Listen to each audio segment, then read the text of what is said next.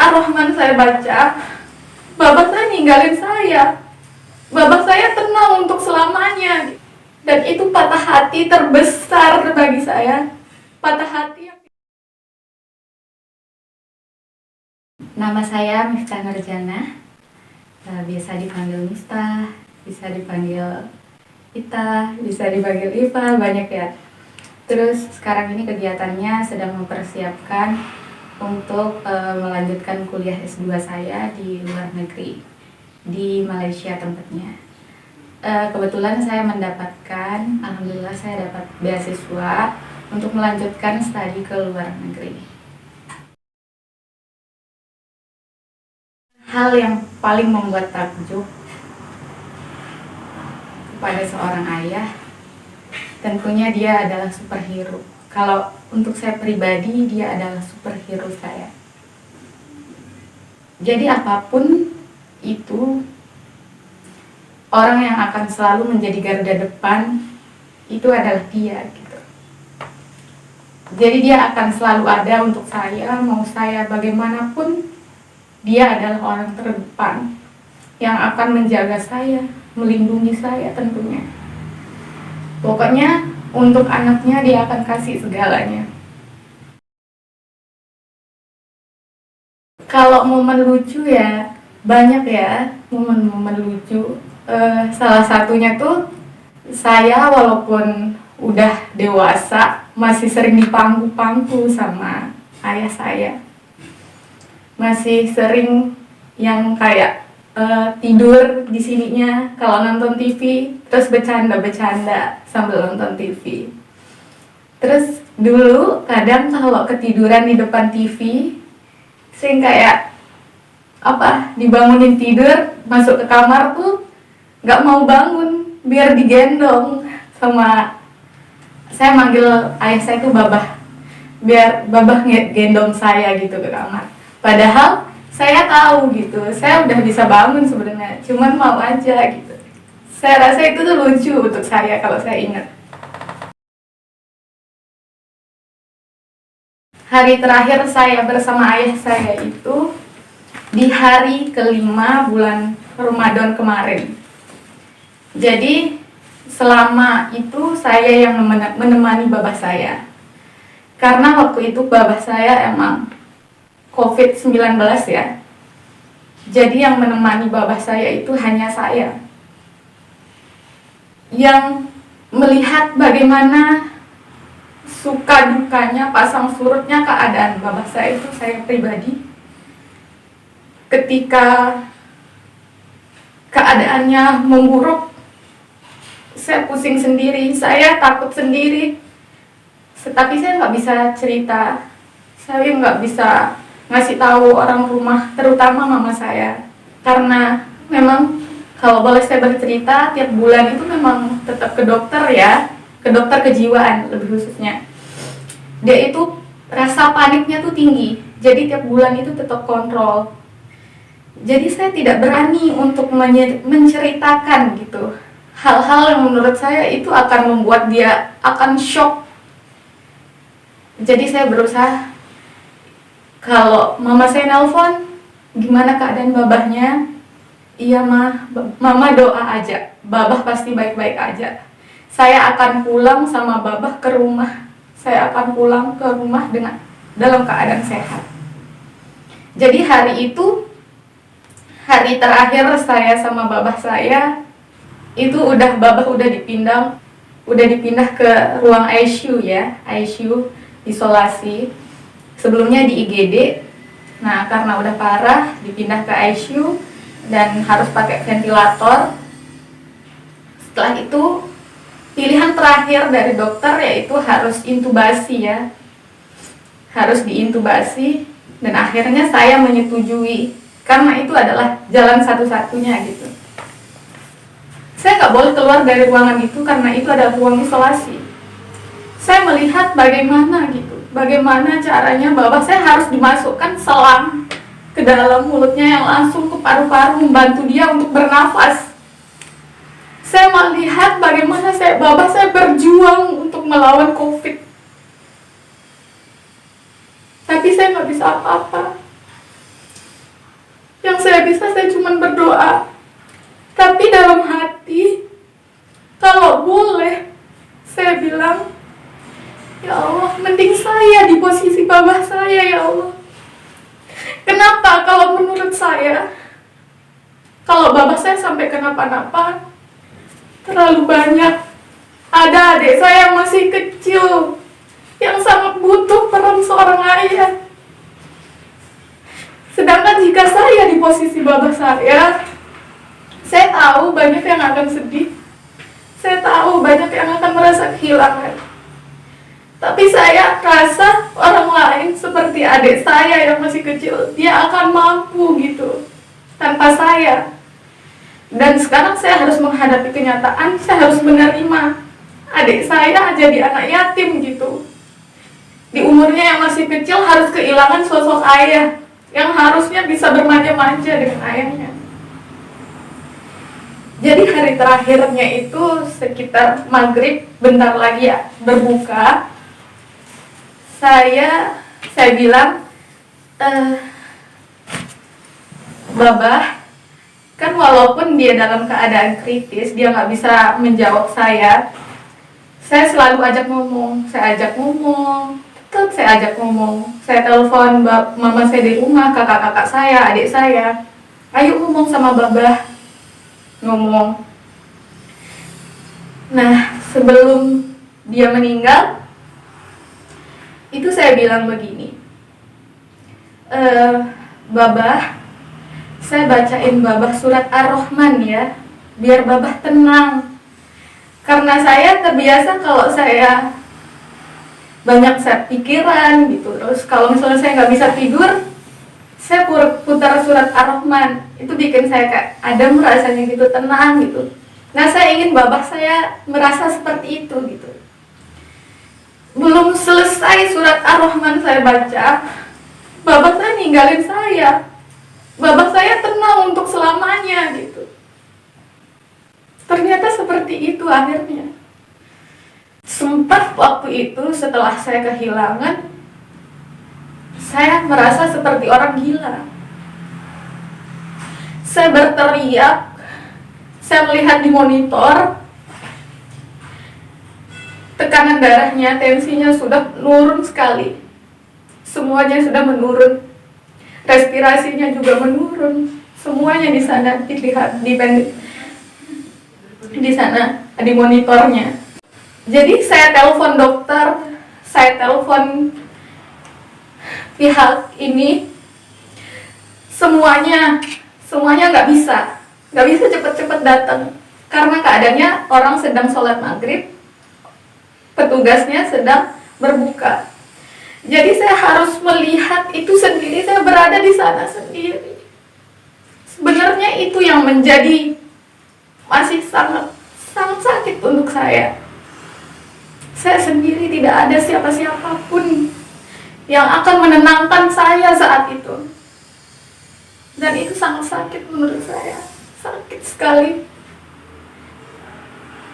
Sampai akhirnya baru perawatnya datang. Dan dia pun takut ngasih tahu saya kebenarannya, apa yang ada di pikiran saya. Saya udah histeris, saya udah seperti orang gila. Saya benar-benar mengeluarkan apa yang saya ingin keluarkan. Saya teriak seteriak-teriaknya. Karena selama saya bersama Bapak saya, selalu saya simpan sedih saya, selalu saya pendam takut saya.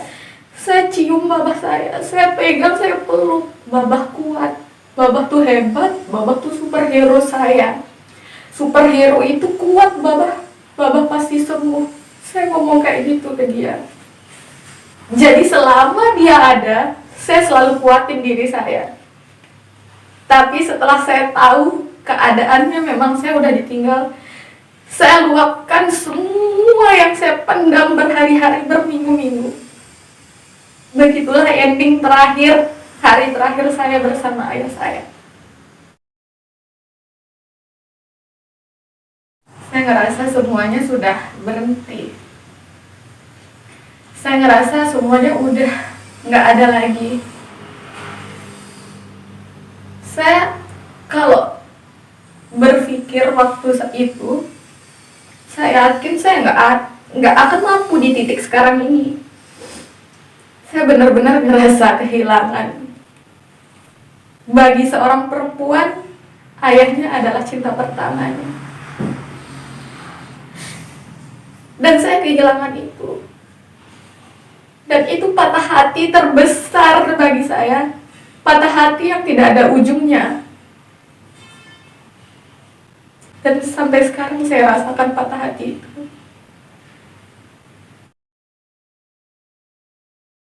Segalanya saya ingat. Walaupun kenangan itu akan membuat saya nangis, tapi saya nggak mau melupakan kenangan itu. Saya mau kenangan itu terus saya ingat selamanya. Bahkan sampai saya tua nanti, saya bisa mengingat kenangan indah saya bersama ayah saya. Walaupun bikin saya sakit, bikin saya nangis, saya nggak mau melupakan itu. Karena itulah cara saya merasakan kembali hadirnya bapak saya. Kenangan terindah saya banyak. Kalau diceritakan dari awal nggak akan pernah selesai. Karena bagi saya setiap hari itu adalah kenangan indah. Marahnya dia pun adalah kenangan indah untuk saya. Bukan hanya bahagia, tapi keadaan sulit, keadaan sedih pun itu adalah kenangan indah bersamanya. Bersama bapak saya. Karena semuanya bisa kita lalui bersama. Keadaan sesulit apapun, kita pernah di titik yang itu sulit untuk kami dan keluarga. Tapi kita bisa lewatin itu. Dan itu indah untuk saya kenang. Jadi kenangan terindah saya nggak semuanya indah. Semuanya indah bersama bapak saya. Tentu saya rindukan segalanya. Tapi kalau saya dikasih kesempatan, jangan sehari, jangan sejam, 1 menit aja. Saya pengen peluk ayah saya sekali lagi. Saya pengen peluk. Saya pengen bilang, saya sayang Baba.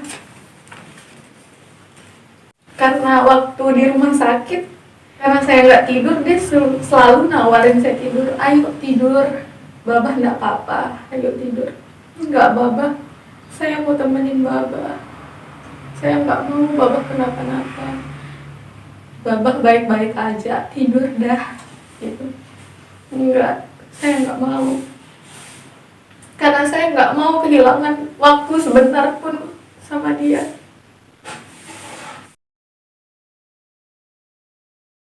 Jadi permintaan bapak saya, terutama untuk saya dan adik saya. Bapak saya bilang, apapun yang terjadi, pokoknya harus pergi S2 ya. Iya Bapak, saya selalu iyakan. Apa yang Bapak saya minta, saya selalu berusaha untuk lakukan itu. Yang kedua, dia minta untuk adik saya, bimbing adiknya. Pokoknya Babah minta, Babah amanatin adiknya. Besok selesai SD harus masuk pondok pesantren, biar bisa jadi hafiz Al-Quran. Itu harapan Babah saya.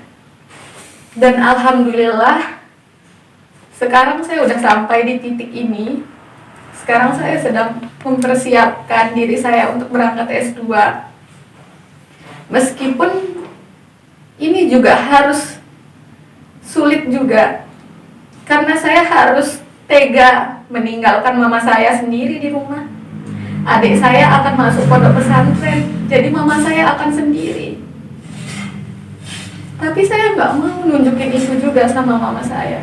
Saya cuma bilang sama mama saya, Mama nggak apa-apa ya, kita berjuang bareng-bareng lewatin ini. Kita berjuang untuk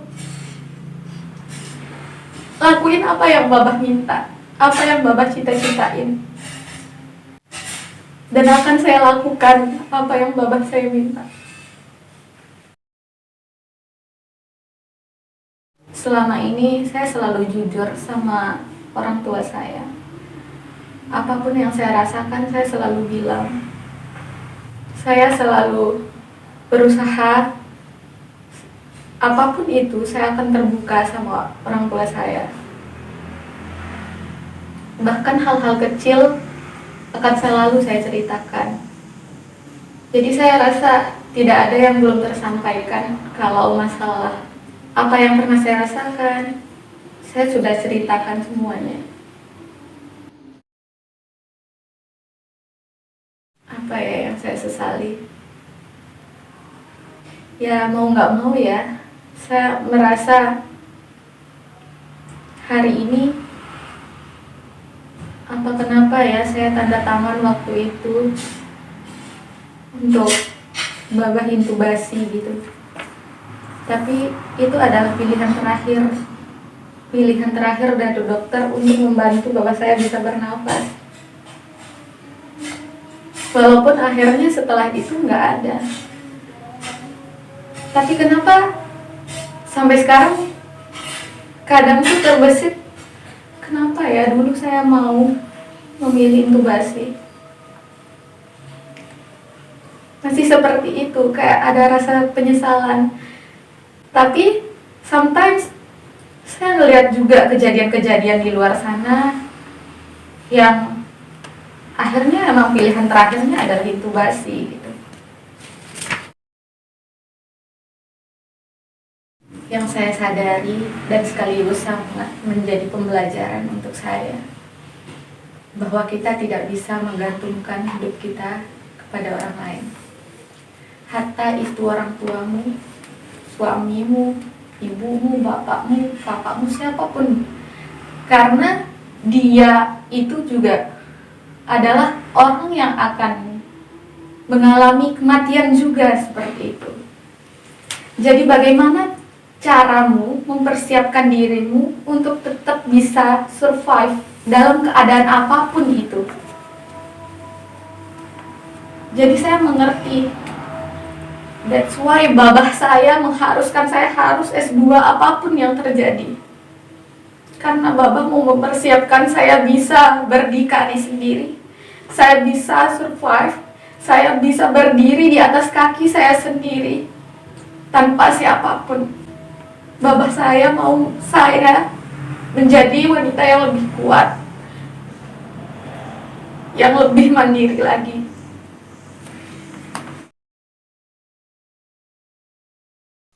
Apa yang saya persiapkan sekarang, saya mau lanjut S2 ke luar negeri seperti apa yang Babah saya minta. Kemudian saya ingin terus belajar dan harus bisa jadi sosok kakak yang baik untuk adik saya, bisa jadi contoh yang baik untuk adik saya, sehingga saya mampu membimbing adik saya juga. Dan saya ingin menjadi wanita yang kuat untuk mama saya. Walaupun sekarang adik saya masih kecil, tentu mama saya inginkan anak-anaknya lebih dewasa, mandiri, bisa melindungi dia, bisa ada untuk dia. Nah, saya ingin seperti itu. Saya akan berusaha menjadi yang terbaik untuk mama saya, untuk adik saya, dan kakak-kakak saya. Saya akan melakukan apapun. Saya akan berusaha menjadi versi terbaik diri saya. Pesan saya untuk diri saya sendiri, harus jadi perempuan yang kuat. Jangan yang cengeng. Saya pernah bilang sama diri saya, nggak boleh kamu nangis. Jangankan orang lain, kamu aja nggak boleh lihat air matamu sendiri. Saya pernah ngomong begitu kepada diri saya. Makanya ketika babah saya meninggal, teman-teman saya kaget. kok nggak nangis? Seperti bukan Miftah yang saya kenal, yang biasanya sangat ekspresif dengan apa yang dirasakan gitu. Tapi saya bilang malam itu sebelum saya pulang ke rumah, bukan Miftah yang cengeng yang dibutuhkan mama saat ini, sama adik, sama kakak-kakak, karena mereka pun akan semakin berat ketika melihat saya sakit.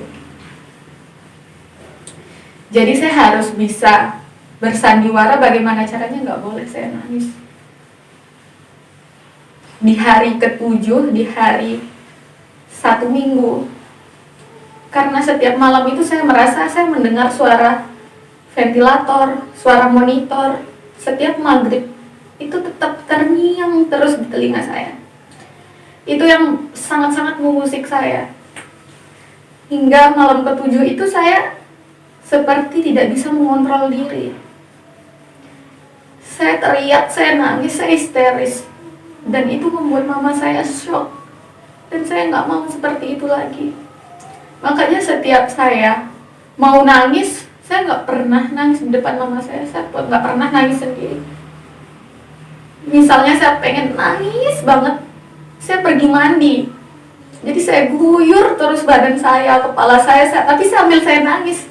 Jadi saya nggak lihat mana air mata, mana air mandi. Itu cara saya, nggak boleh pokoknya nangis. Jangankan orang lain, diri pun nggak boleh lihat itu gitu. Cara saya untuk menutupi sedih saya. Tapi mau bagaimanapun sakitnya tetap di sini gitu. Tapi nggak selamanya akan seperti itu. Ayo bangun. Pesan saya kepada diri saya, ayo bangun. Kamu bisa. Kamu kuat. Kamu bisa melakukan banyak hal gitu. Jangan terpuruk karena Babah pastinya akan sedih dengan itu. Saya harus kuat. Harus jadi perempuan kuat yang suatu hari nanti kamu bisa wujudin apa yang Babah minta. Bisa bermanfaat untuk orang tua, keluarga, orang lain, orang-orang yang membutuhkan. Pesan saya kepada teman-teman, terutama teman-teman yang mengalami hal yang sama seperti saya, yang kehilangan ayahnya, jangan sampai itu membuatmu berubah. Berubah maksud saya ya menjadi hal yang seharusnya nggak seperti itu gitu. Jadi harus benar-benar bisa termotivasi dengan apa yang terjadi gitu. Harus bisa menyadari keadaan bahwa kamu harus menjadi lebih kuat lagi. Bahumu harus lebih kuat lagi. Kemudian pesan saya kepada teman-teman yang orang tuanya masih lengkap, jangan pernah sia-siakan. Jangan pernah sia-siakan waktumu untuk bersama orang tuamu. Lakukan apa yang orang tuamu minta. Selama itu baik, lakukan. Karena penyesalan akan menjadi penyesalan sekali ketika orang tuamu sudah nggak ada dan kamu belum melakukan apa yang orang tuamu minta. Ayo kita berjuang. Kita balas segala tetes peluh keringat orang tua kita dengan melakukan yang terbaik. Bisa bermanfaat untuk beliau-beliau yang sudah menjadi superhero dalam hidup kita, yang sudah melakukan yang terbaik untuk hidup kita. Semangat untuk kita semua.